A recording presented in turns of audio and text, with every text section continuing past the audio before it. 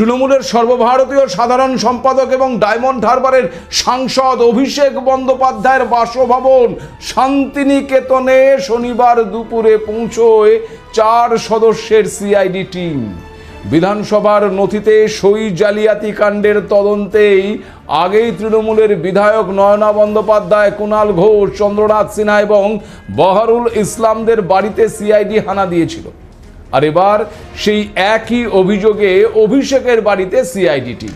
এদিন দুপুর 1টার পর সিআইডির তদন্তকারী দল এবং হেয়ার স্ট্রিট থানার পুলিশ যৌথভাবে অভিষেকের বাড়ির সামনে গিয়ে উপস্থিত হয়। তবে সিআইডি আধিকারিকরা বেশ কিছুক্ষণ দরজায় কড়া নাড়ার পর সরঞ্জিৎ দে নামে ওই অভিষেক বন্দ্যোপাধ্যায়ের এক কর্মী দরজা খুলে বেরিয়ে আসেন। আর তিনি জানান অভিষেক বন্দ্যোপাধ্যায় বা তার পরিবারের কেউই নাকি এই মুহূর্তে বাড়িতে উপস্থিত নেই এবং তারা কোথায় আছেন তাও তার জানা নেই। অনুমতি না থাকায় সিআইডি আধিকারিকরা বাড়ির ভেতরে ঢুকতে পারেননি বা ঢোকেননি। যখন সিআইডি টিম শান্তিনিকেতনের বাইরে অপেক্ষা করছেন, ঠিক তখনই আবার কালীঘাটের বাড়িতে দেখা যায় অভিষেককে। আর এরপর সেখানে গিয়ে অভিষেকের হাতে নোটিশ ধরায় সিআইডি। আগামী সোমবার তাকে ভবানী ভবনে তলব করা হয়েছে। তবে কি এবার অভিষেকের গ্রেপ্তারি শুধু সময়ের অপেক্ষা? যাদের বিরুদ্ধে চাকরি চুরি, চাল চুরি, কয়লা চুরি, বালি চুরির অভিযোগ ছিল, তাদের বিরুদ্ধে এবার সই জাল করার অভিযোগ উঠছে কেন? দেখুন, ভোটের ফল প্রকাশের পর গত 6 মে কালীঘাটের বৈঠকে তৃণমূলের বিধায়করাই হাত তুলে শোভনদেব চট্টোপাধ্যায়কে বিরোধী দলনেতা হিসেবে সমর্থন জানিয়েছিলেন। কিন্তু বিধানসভার তরফে সাফ জানিয়ে দেওয়া হয় শোভনদেব চট্টোপাধ্যায়কে বিরোধী দলনেতা করার ক্ষেত্রে প্রয়োজনীয় নিয়ম মানেনি তৃণমূল কংগ্রেস। বিধানসভা থেকে একটি রেজুলেশন চাওয়া হয় আর এরপর বিরোধী দলনেতার নামের সপক্ষে বিধায়কদের সই দেওয়া প্রস্তাব জমা দেওয়া হয়। কিন্তু রেজুলেশন নিয়েই উঠছে প্রশ্ন। অভিযোগ ওঠে যে ওই দিন ওই প্রস্তাব বা সমর্থন পত্রে সই করানো হয়েছিল, যে সেই দিন সই করা বেশ কয়েকজন তৃণমূল বিধায়ক আদতে নাকি উপস্থিতই ছিলেন না। বিধানসভার সচিবালয় যখন ওই চিঠিতে থাকা সইগুলো মেলাতে যায়, তখন দেখা যায় একাধিক বিধায়কের মূল স্বাক্ষরের সঙ্গে ওই চিঠিতে করা স্বাক্ষরের কোনো মিল নেই। সই জাল করার বিষয়টি নিশ্চিত হতেই বিধানসভার সচিবালয়ের তরফ থেকেই কলকাতার হেয়ার স্ট্রিট থানায় একটি এফআইআর দায়ের করা হয়, যার তদন্তভার পরবর্তীতে গিয়ে পড়ে ওই সিআইডির হাতে। সিআইডি ইতিমধ্যেই নয়না বন্দ্যোপাধ্যায়, কুণাল ঘোষ, চন্দ্রনাথ সিনহা এবং বহারুল ইসলামের মতন বিধায়কদের জিজ্ঞাসাবাদ করেছে, তাদের আসল সইয়ের নমুনা নিয়েছে এবং প্যান কার্ডের ছবিও সংগ্রহ করেছে। তদন্তকারীদের দাবি, বিধায়কদের অজান্তেই বা তাদের সই নকল করে এই ভুয়ো নথি কারা তৈরি করলো, সেই চক্রান্তের শিকড় খুঁজতে গিয়েই উঠে এসেছে শীর্ষ নেতৃত্বের যোগসূত্র। দলের সর্বভারতীয় সাধারণ সম্পাদক হিসেবে এই ভুয়ো সমর্থনপত্র জমা দেওয়ার নির্দেশ বা পরিকল্পনা কার ছিল তা খতিয়ে দেখতেই মূলত ওই অভিষেক বন্দ্যোপাধ্যায়কে জিজ্ঞাসাবাদের আওতায় আনা হচ্ছে বলেই কিন্তু মনে করা হচ্ছে। সোমবার 1 জুন দুপুর ঠিক 12টায় ভবানী ভবনে ডেকে পাঠানো হয়েছে অভিষেককে। তবে অভিষেক আবার জানিয়েছেন তারা নাকি অন্য ধাতুতে গড়া, মাথা নোয়াবার লোক নাকি তারা নন। যতই তাদের নোটিশ পাঠাক, ভয় দেখাক, ধমক চমক দিক, দমানো নাকি যাবে না তাকে। কিন্তু প্রশ্ন হচ্ছে, এখানে ভয় দেখানো বা ধমকানো চমকানোর প্রসঙ্গ আসছে কোত্থেকে? তবে কি একেবারে চাপে পড়ে এবার যা ইচ্ছে তাই বলা শুরু করেছে নাকি ওই অভিষেক? কারণ যে ঘটনাকে কেন্দ্র করে এই মন্তব্য, সেটি তো কোনো রাজনৈতিক মঞ্চের বিতর্ক নয়, বরং এটি নির্দিষ্ট একেবারে অভিযোগের তদন্ত। গুরুত্বপূর্ণ বিষয় হলো তদন্তকারী সংস্থার নোটিশ পাওয়া এবং আইনি জিজ্ঞাসাবাদের মুখোমুখি হওয়া গণতান্ত্রিক ব্যবস্থায় একটা স্বাভাবিক ঘটনা। এখানে কিন্তু আরও একটা বিষয় লক্ষণীয়। দেখুন, সাম্প্রতিক সময়ে এই অভিষেক বন্দ্যোপাধ্যায়কে ঘিরে একাধিক বিতর্ক সামনে এসেছে। তার বাড়িতে কথিত বেআইনি নির্মাণ নিয়ে কলকাতা পৌরসভা নোটিশ দিয়েছে, নিরাপত্তা ব্যবস্থা সরিয়ে নেওয়া হয়েছে, বিভিন্ন মন্তব্যকে কেন্দ্র করে ইতিমধ্যেই তার বিরুদ্ধে আইনি জটিলতা তৈরি হয়েছে, এফআইআর হয়েছে। এই সব মিলিয়ে তিনি কিন্তু একাধিক প্রশাসনিক এবং আইনি প্রশ্নের মুখোমুখি। ফলে রাজনৈতিক পর্যবেক্ষকদের একাংশ মনে করছে যে বর্তমানে যে কোনো প্রশাসনিক পদক্ষেপকেই তিনি ওই রাজনৈতিক আক্রমণ হিসেবে তুলে ধরার চেষ্টা করবেন। যাতে সমর্থকদের কাছে একটা চাপের মুখে লড়াই করছি এরকম একটা বার্তা পৌঁছে দেওয়া যায়। তবে হ্যাঁ, অভিষেক বন্দ্যোপাধ্যায় যদি মনে করে থাকেন যে তাকে রাজনৈতিকভাবে চাপে রাখার চেষ্টা হচ্ছে, তাহলে সেই আশঙ্কার কথা তিনি প্রকাশ করতে পারেন। কিন্তু সেই দাবি প্রতিষ্ঠা করতে গেলে তো ওই রাজনৈতিক বক্তব্য নয়, তার পক্ষে তো কিছু সুস্পষ্ট প্রমাণ জমা দিতে হয় নাকি? সেই প্রমাণ কি আদৌ তিনি দিতে পারবেন? আর কোনো ব্যক্তি যদি নির্দোষ হন তাহলে তো তার ভয় পাওয়ার কথাই নয়। তদন্তে সহযোগিতা করার পরিবর্তে কেন বারবার ভয় দেখানো, ধমক চমক দেওয়ার প্রসঙ্গ টানছেন তিনি? যদি অভিযোগ ভিত্তিহীন হয় তাহলে তদন্তেই তো তা পরিষ্কার হয়ে যাবার কথা। আর যদি তদন্তকারীদের কাছে কোনো নির্দিষ্ট তথ্য বা প্রমাণ থাকে তাহলে তারও আইনি পরিণতি রয়েছে। আর অভিষেকের বিরুদ্ধে অভিযোগ কিন্তু নতুন কিছু নয়, কারণ আপনারা জানেন যে শিক্ষক নিয়োগ দুর্নীতি থেকে কয়লা পাচার কাণ্ড, লিপস অ্যান্ড বাউন্স থেকে বিতর্ক ছড়িয়েছে একেবারে গরু পাচার কাণ্ড, সর্বত্রই এই অভিষেক বন্দ্যোপাধ্যায়ের নাম জড়িয়ে রয়েছে।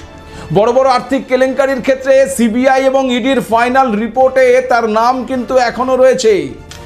বরং 2025 সালের ফেব্রুয়ারিতে শিক্ষক নিয়োগের চার্জশিটে তার নাম আবার যুক্ত করা হয়েছে। ফলে আইনত তিনি এখনো তদন্তের আওতাধীন। তারপরেও তদন্তে সহযোগিতার বদলে মাথা না নোয়ানোর মতন ঔদ্ধত্য দেখাচ্ছেন কিভাবে, উঠছে প্রশ্ন। আর তিনি যদি এতই নির্দোষ হন তাহলে তৃণমূলের ভরাডুবির পর দলের প্রায় 90% মানুষ কেন তার দিকে আঙুল তুলছেন? কেন তার বিরুদ্ধে একেবারে নাম করে সরব হচ্ছেন ওই তৃণমূলীরাই? তৃণমূল আমলে কান পাতলে শোনা যেত অভিষেক বন্দ্যোপাধ্যায় নাকি গোটা পুলিশ প্রশাসনকে পরিচালনা করেন। তার বাড়ির সামনেও পুলিশের বিশাল আয়োজন নিয়ে বারবার প্রশ্ন উঠেছে। কিন্তু পালা বদল হতেই সেই পুলিশ প্রশাসন পৌঁছেছে একেবারে অভিষেকের বাড়িতেই। একের পর এক নোটিশ দেওয়া হচ্ছে। তবে কি এবার ওই অভিষেকের গ্রেপ্তারি আসন্ন? বাড়ির সামনে দাঁড়িয়ে হম্বিতম্বি করলেও রাস্তায় নামতে কি সেই ঔদ্ধত্য একেবারে মাটিতে মিশে গেল? কিভাবে বিক্ষোভ দেখালো অভিষেককে ঘিরে আমজনতা? সিআইডির নোটিশ পেয়ে অভিষেকের ঔদ্ধত্যপূর্ণ মন্তব্য শোনা গিয়েছিল। একেবারে সংবাদ মাধ্যমের সামনে দাঁড়িয়ে তিনি বিরাট বিরাট ডায়লগ দিয়েছেন। রাজ্যের একাধিক প্রাক্তন মুখ্যমন্ত্রীর নাম উঠে এসেছিল তার মন্তব্যে। কিন্তু তিনি এটা বলতে ভুলে গেলেন যে প্রাক্তন মুখ্যমন্ত্রী মমতা বন্দ্যোপাধ্যায় ব্যতীত রাজ্যের আর কোনো প্রাক্তন মুখ্যমন্ত্রীকে প্রকাশ্যে চোর চোর স্লোগান শুনতে হয়নি। আর এই স্লোগান কারা দিচ্ছে? স্লোগান দিচ্ছে রাজ্যের আম জনতা। আর ওই বাড়ির দোরগোড়ায় দাঁড়িয়ে হালুম হুলুম করার পর শনিবার নিজেদের একেবারে গড় বলে পরিচিত ছিল যে সোনারপুর, সেই সোনারপুরের মাটিতে পা রাখতেই আম জনতার ক্ষোভের মুখে পড়লেন খোদ অভিষেক বন্দ্যোপাধ্যায়। ভোট পরবর্তী হিংসা নাকি হয়েছে, আর সেই হিংসায় নাকি আবার ক্ষতিগ্রস্ত হয়েছে তৃণমূল কর্মীরা। সে যাই হোক, সেই কর্মীদের বাড়িতে তিনি নাকি যাবেন। সেই কর্মীদের পাশে দাঁড়াতে অভিষেক বন্দ্যোপাধ্যায় সোনারপুরের দিকে রওনা দিতেই ক্ষেপে উঠল জনতা। রীতিমতো গণবিক্ষোভের মুখে পড়লেন তৃণমূলের সর্বভারতীয় সাধারণ সম্পাদক অভিষেক বন্দ্যোপাধ্যায়। তিনি এলাকায় পৌঁছতেই সাধারণ মানুষ একেবারে তাকে ঘিরে চোর চোর স্লোগান দিতে শুরু করে। উত্তেজিত জনতা ভিড় থেকে অভিষেক বন্দ্যোপাধ্যায়ের কনভয় এবং তাকে লক্ষ্য করে ডিম আর জুতো ছুটতে শুরু করে। উন্মত্ত জনতার হাত থেকে অভিষেক বন্দ্যোপাধ্যায়কে রক্ষা করতে এবং তার নিরাপত্তা সুনিশ্চিত করতে পুলিশ কর্মীরা কিন্তু তড়িঘড়ি তার মাথায় একটা হেলমেট পরিয়ে দেয়। কোনো ক্রমে ওই ভিড় থেকে নিরাপদে বের করে নিয়ে যান। সাধারণ মানুষ ক্ষোভে তার জামা পর্যন্ত ছিঁড়ে দিয়েছে। কিন্তু তারপরেও কি এই ঔদ্ধত্যের কমতি আছে অভিষেকের? তারপরেও আবার সংবাদ মাধ্যমের সামনে সে নাকি বলছে এই সব কিছুই নাকি ওই বিজেপির স্পন্সর্ড লোকেরা করেছে। ভাবুন, অথচ তিনি একজন জননেতা হয়ে বুঝতেই পারছেন না যে সাম্প্রতিক বিধানসভা নির্বাচনে তৃণমূলের পরাজয়ের পর থেকেই দলটির শীর্ষ নেতৃত্বের বিরুদ্ধে এটা সাধারণ মানুষের দীর্ঘদিনের জমে থাকা ক্ষোভের প্রতিফলন।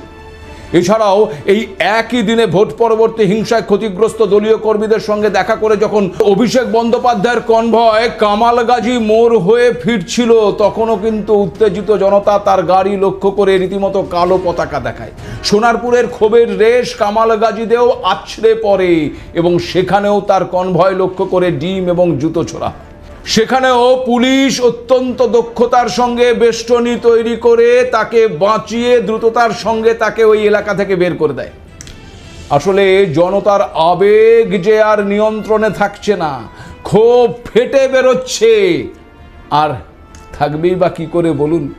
তৃণমূল জামানায় পাহাড় প্রমাণ দুর্নীতির দায় তো তাকে এবং দলের নেতৃত্বকেই নিতে হবে নাকি? তাদের মদদ বা প্রত্যক্ষ পরোক্ষ প্রভাব ছাড়া 15 বছর ধরে লাগাতার এই দুর্নীতি চালিয়ে যাওয়া কি আদৌ সম্ভব ছিল? 15 বছরে বিপুল সম্পত্তির মালিক হয়েছেন তৃণমূলের বহু নেতা, মন্ত্রী, বিধায়ক, কর্মী। প্রাক্তন মন্ত্রী এবং বহিষ্কৃত তৃণমূল নেতা পার্থ চট্টোপাধ্যায় থেকে শুরু করে তৃণমূলের নেতা শামীম আহমেদ, বিষ্ণুপুরের তৃণমূল বিধায়ক দিলীপ মণ্ডল, প্রাক্তন বীরভূম জেলার তৃণমূলের সভাপতি অনুব্রত মণ্ডল, বহিষ্কৃত সন্দেশখালীর তৃণমূল নেতা শেখ শাহজাহান, কিংবা ডেবরার ব্লক সভাপতি প্রদীপ কর, মন্ত্রী সুজিত বসু, তৃণমূলের বিধায়ক জাভেদ খান, কে নেই এই তালিকায়? শুধু কি তাই, যে তৃণমূলের নিচু স্তরের কর্মীরা দলের জন্য কাজ করতেন, এই ভোটে ভরাডুবির পর তাদের পাশে কিন্তু দেখা যায়নি ওই অভিষেক বন্দ্যোপাধ্যায় বা মমতা বন্দ্যোপাধ্যায়কে। 4 মে ভোটের ফল প্রকাশ হয়েছে, আর এই ফল প্রকাশের পর বেলেঘাটায় তৃণমূল কর্মী বিশ্বজিৎ পট্টনায়ককে খুনের অভিযোগ ওঠে। কিন্তু একেবারে ঢিল ছোড়া দূরত্বে হওয়া সত্ত্বেও তৃণমূলের শীর্ষ নেতৃত্বের সময় হয়নি তাদের বাড়িতে যাওয়ার, তাদের পাশে দাঁড়ানোর। নিহত দলীয় কর্মীর পরিবারের পাশে দাঁড়াতে 26 দিন সময় লেগে গেল অভিষেকের। যেখানে তৃণমূল সুপ্রিমোর বার্তা ছিল যে দলের দুঃসময় নাকি কর্মীদের পাশে দাঁড়াতে হবে, কিন্তু দলের সর্বভারতীয় সম্পাদক হোক কিংবা ওই মমতা বন্দ্যোপাধ্যায়, কেউই কিন্তু পাশে দাঁড়াননি। এতদিন কেন ঘরে ছিলেন তারা? কিসের ভয়ে? এই ক্ষোভ যে মানুষের তৈরি হয়েছে, রাস্তায় বেরোলে এই ক্ষোভ যে তাদের প্রতি আছড়ে পড়বে, এই আন্দাজ কি তারা করেছিলেন? আর করেছিলেন বলেই এতদিন ঘরে বসেছিলেন। ভাবলেন বোধহয় 26 দিন পেরিয়ে গেছে, মানুষ বোধহয় সব ভুলে গেছে।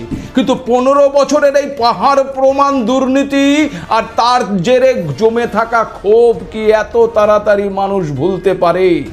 কিন্তু এখানে একটা কথা বলা ভীষণভাবেই জরুরি। খেয়াল করে দেখুন, যখন তৃণমূল কংগ্রেস সরকারে ছিল, যখন মমতা বন্দ্যোপাধ্যায় মুখ্যমন্ত্রী ছিলেন, যখন বিজেপি রাজ্যের বিরোধী দল ছিল, ঠিক সেই সময় এই অভিষেক বন্দ্যোপাধ্যায়ের কেন্দ্র ডায়মন্ড হারবারে যখন বিজেপির সর্বভারতীয় সভাপতি জেপি নাড্ডা গিয়েছিলেন নির্বাচনী প্রচারে, তখন তার গাড়িকে ঘিরে আক্রমণ চালানো হয়েছিল, কালো পতাকা দেখানো হয়েছিল।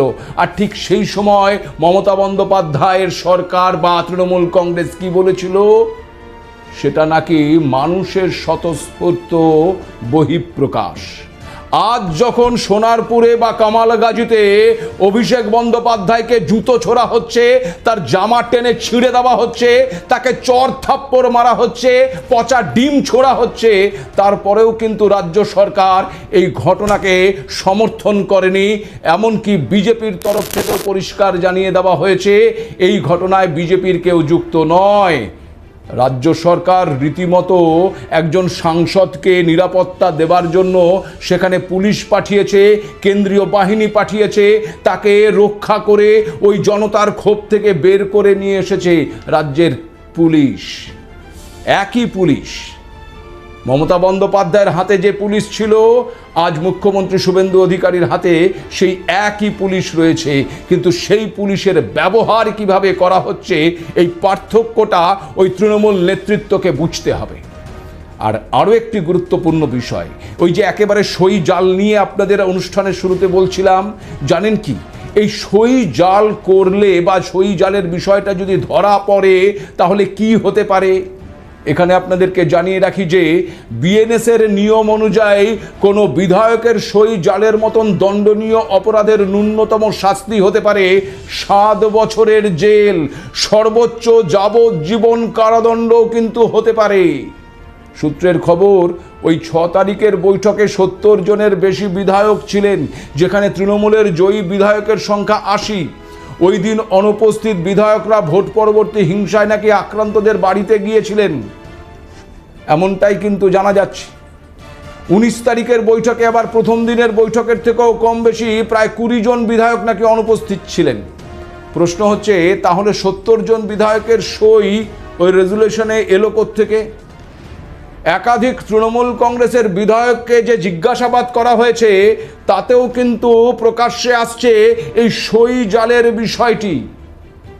একদিকে জনতার ক্ষোভ, আর অন্যদিকে প্রশাসনিক তদন্ত এবং দলীয় নেতৃত্বের বিরুদ্ধে ওঠা প্রশ্ন, সব মিলিয়ে অভিষেক বন্দ্যোপাধ্যায়ের সামনে এখন কঠিন সময়ের অপেক্ষা করছে। কি যে অভিষেক 4 তারিখ রাত 12টার পর ডিজে বাজানোর কথা বলেছিলেন, সেই অভিষেক যদি গ্রেপ্তার হন, তাহলে কি ক্ষুব্ধ জনতা ডিজে বাজিয়ে তা উদযাপন করবেন? এমন দৃশ্যের সাক্ষী থাকাটাও বোধহয় এখন সময়ের অপেক্ষা। আজ এ পর্যন্তই। নমস্কার।